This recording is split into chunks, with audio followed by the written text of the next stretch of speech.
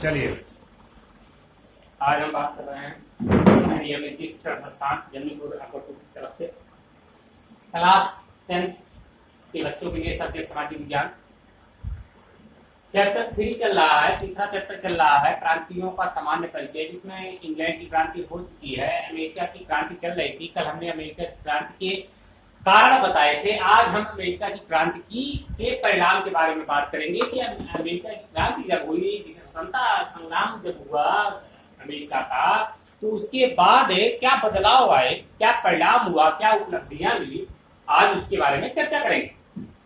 आइए देखते हैं। पहला परिणाम क्या हुआ कि लोकतंत्र की स्थापना हुई।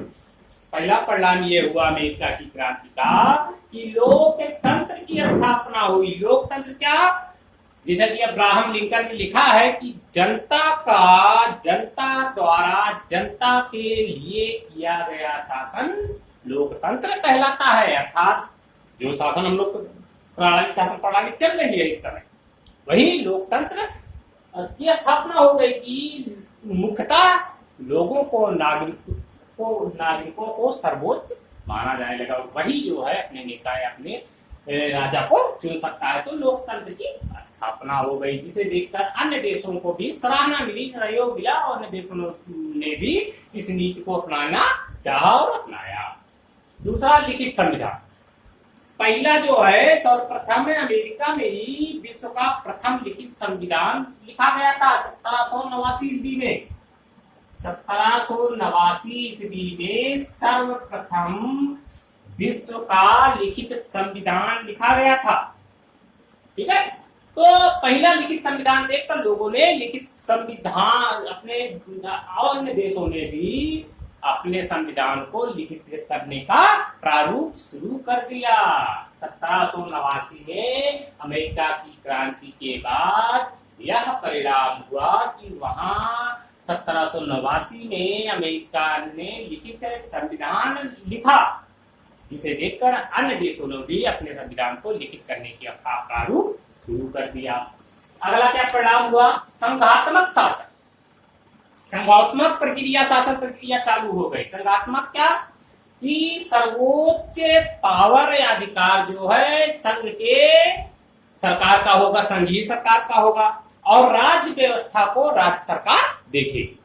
ठीक, ये संघीय शासन प्रक्रिया थी जो प्रक्रिया चल रही है, और इसी को अन्य देशों ने भी अपनाना शुरू कर दिया इस प्रक्रिया को। तो इसका परिणाम संघात्मक शासन भी पैदा हुआ। अगला क्या परिणाम हुआ? समानता और स्वतंत्रता का महत्व। समानता और स्वतंत्रता को महत्व दिया जाने लगा, उसका महत्व बढ़ गया। लोग जानते थे समानता और स्वतंत्रता का महत्व बढ़ गया। लोग आजाद हुए, उन्हें आजादी का महत्व पता लगा। समानता, लोगों में ऊंच नीच, भेदभाव, धार्मिक, काला पीला नीला हरा, ये सब की भावनाएं जो है समाप्त कर दी गई, समाप्त होने लगी। इसका महत्व बढ़ने लगा, समानता का महत्व बढ़ने लगा, असमानता समाप्त होने लगी, स्वतंत्रता मिल गई, स्वतंत्रता समाप्त होने लगी। अगला क्या परिणाम हुआ? गृह युद्ध एवं दास प्रथा का अंत हो गया। जो गृह युद्ध होते थे, जो आपस में घर में ही अपने ही आपस में लड़ते रहते थे धार्मिक तौर पर, वह समाप्त हो गया गृह युद्ध। जो दास प्रथा का अंत, अब्राहम लिंकन ने दास प्रथा के अंत में काफी सहयोग दिया, उसने काफी प्रयास किए, तो दास प्रथा का भी अंत होना शुरू हो गया था अमेरिका की क्रांति से ही। अमेरिका की क्रांति में सबसे महत्वपूर्ण ये पूछता है बोस्टन चाय पार्टी, जिसे बोस्टन टी पार्टी भी कहा जाता है। इसकी घटना हुई थी 1773 ईस्वी में।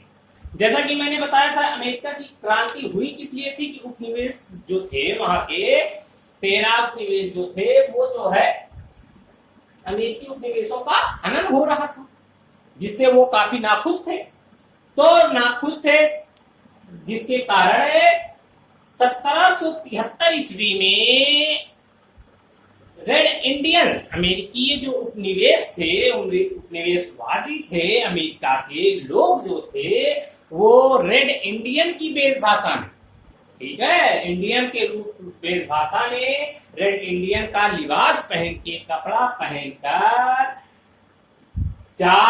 समुद्री जहाजों में जो अंग्रेज के समुद्री जहाज थे उससे चाय की पेटियों को समुद्र में फेंक दिया था। इसी घटना को बोस्टन चाय पार्टी या बोस्टन टी पार्टी कहते हैं। बोस्टन चाय पार्टी इसे कहते हैं कि यह बोस्टन बंदरगाह पर यह घटना हुई थी।